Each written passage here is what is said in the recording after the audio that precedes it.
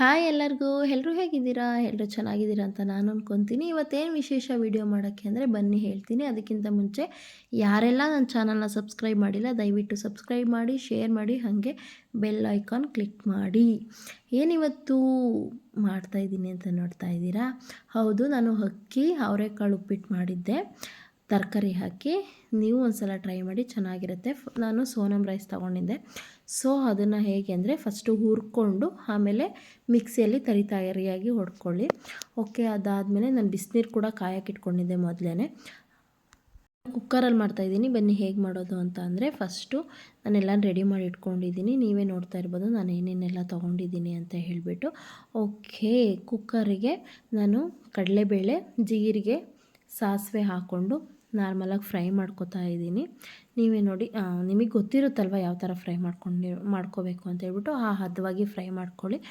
ಅದಾದಮೇಲೆ ಒಂದು ಸ್ವಲ್ಪ ನಾನೇನು ಕಟ್ ಮಾಡಿ ಇಟ್ಕೊಂಡಿದ್ನಲ್ವ ಈರುಳ್ಳಿ, ಮೆಣಸಿನ್ಕಾಯಿ ಮತ್ತು ಕರಿಬೇವು ಸೊಪ್ಪು ಹಾಕಿ ಫ್ರೈ ಮಾಡ್ಕೊತಾ ಇದ್ದೀನಿ. ಅರಿಶಿಣ ಪುಡಿ ಬೇಕು ಅಂದರೆ ಹಾಕ್ಕೊಳ್ಳಿ, ನಾನು ಸ್ವಲ್ಪ ಕಲರ್ಗಿರಲಿ ಅಂತ ಹಾಕಿದ್ದೀನಿ. ಟೊಮೆಟೊ ಹಣ್ಣು ಬೇಡ ಅಂದರೆ ಸ್ಕಿಪ್ ಮಾಡಿ, ಟೊಮೆಟೊ ಹಣ್ಣು ಹಾಕಿಲ್ಲ ಅಂದರೂ ಚೆನ್ನಾಗಿರುತ್ತೆ, ಬೇಕು ಅಂದರೆ ಹಾಕ್ಕೊಳ್ಳಿ ನಿಮ್ಮ ಇಷ್ಟ. ಅದಾದಮೇಲೆ ನಾನೇನು ತರಕಾರಿ ತೊಳೆದಿಟ್ಕೊಂಡಿದ್ದೆ ಅಲ್ವಾ ಅದನ್ನು ಹಾಕ್ತಾಯಿದ್ದೀನಿ. ಸ್ವಲ್ಪ ಚೆನ್ನಾಗಿ ಫ್ರೈ ಆದಮೇಲೆ ಹಾಕಿ ಓಕೆನಾ, ಹಾಕ್ಕೊಂಡು ಚೆನ್ನಾಗಿ ಫ್ರೈ ಮಾಡಿ. ನಾನು ಯಾಕೆ ಇದು ಅವರೆಕಾಳು ತರಕಾರಿ ಹಾಕಿ ಉಪ್ಪಿಟ್ಟು ಮಾಡಿದೆ ಅಂತ ಹೇಳಿದ್ರೆ, ನಮ್ಮ ದೊಡ್ಡಮ್ಮ ಹೇಳ್ಕೊಟ್ರು ಈ ಥರ ಟ್ರೈ ಮಾಡು, ಕುಕ್ಕರಲ್ಲಿ ಜಾಸ್ತಿ ಟೈಮ್ ಹಿಡಿಯಲ್ಲ, ಬೇಗನೂ ಆಗುತ್ತೆ ಅಂತ ಹೇಳ್ಬಿಟ್ಟು. ಓಕೆ, ಮತ್ತು ಉಪ್ಪು ಎಷ್ಟು ಬೇಕು ನೀವೇ ನೋಡ್ಕೊಳ್ಳಿ. ಉಪ್ಪಿಟ್ಟಿಗೆ ಉಪ್ಪು ತಡೆಯಲ್ಲ ಅಂತ ನಮ್ಮ ಅಜ್ಜಿ ಹೇಳ್ತಾ ಇರ್ತಾರೆ, ನನಗೆ ಗೊತ್ತಿಲ್ಲ. ಓಕೆ, ನನಗೆ ಎಷ್ಟು ಬೇಕು ನಾನು ಅಷ್ಟು ಹಾಕ್ಕೊಂಡಿದ್ದೀನಿ, ನಿಮಗೂ ಎಷ್ಟು ಬೇಕೋ ಅಷ್ಟು ಹಾಕ್ಕೊಳ್ಳಿ. ಓಕೆ, ಅದಾದಮೇಲೆ ನಾನು ಮುಚ್ತಾ ಇದ್ದೀನಿ, ಅಂದರೆ ಫುಲ್ ಕ್ಲೋಸ್ ಮಾಡಲ್ಲ, ಜಸ್ಟ್ ಹಂಗೆ ಮುಚ್ಚಿದ್ದೀನಿ. ಯಾಕಂದರೆ ಸ್ವಲ್ಪ ಎಣ್ಣೆಯಲ್ಲಿ ಫ್ರೈ ಆಗಲಿ ಅಂತ ಹೇಳ್ಬಿಟ್ಟು ಮುಚ್ಚಿದೆ. ನೋಡಿ, ಓಪನ್ ಮಾಡಿದಾಗ ಈ ಥರ ಆಗಿದೆ, ಬಟ್ ಬೆಂದಿರಲ್ಲ. ಓಕೆನಾ? ನೀವು ಆಮೇಲೆ ಅಯ್ಯೋ ಬೆಂದ್ಬಿಡುತ್ತೆ ಅಂತ ಹೇಳ್ಬಿಟ್ಟು ಬೆಂದಿರುತ್ತೆ ಅಂತ ಅಂದ್ಕೊಳ್ಳೋಕೆ ಹೋಗಬೇಡಿ. ಮತ್ತು ನಾನು ಯಾವ ಕಪ್ಪಲ್ಲಿ ರೈಸ್ ತೊಗೊಂಡಿದ್ದೆ ಆ ಕಪ್ಪಲ್ಲಿ ನಾನು 2-3 ಕಪ್ ನೀರು ಹಾಕ್ಕೊಂಡಿದ್ದೀನಿ. ಯಾಕಂತ ಅಂದರೆ ಜಾಸ್ತಿ ನೀರಿರಬೇಕಂತೆ ಅಕ್ಕಿ ಉಪ್ಪಿಟ್ಟಿಗೆ, ನಮ್ಮ ಅಜ್ಜಿ ಹೇಳಿದ್ರು. ನಾನು ಅಕ್ಕಿ ಉಪ್ಪಿಟ್ಟು ಯಾವಾಗಲೂ ಮಾಡಿರಲಿಲ್ಲ, ಫಸ್ಟ್ ಟೈಮ್ ನಾನು ಟ್ರೈ ಮಾಡಿದೆ. ಅದು ನಮ್ಮ ದೊಡ್ಡಮ್ಮ ಹೇಳಿದ್ರು ಅಂತ.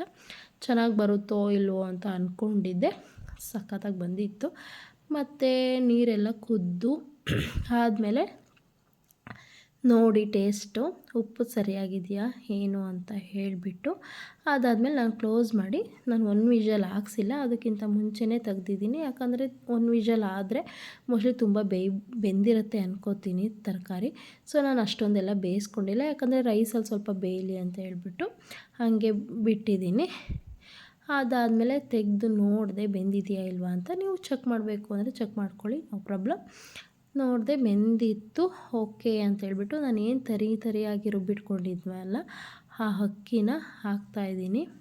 ನೀವೇ ನೋಡ್ತಾ ಇರ್ಬೋದು. ಅದನ್ನು ಹಿಂಗೆ ನಿಧಾನವಾಗಿ ಹಾಕಿ, ಯಾಕಂದರೆ ಗಂಟಾಗಲ್ಲ.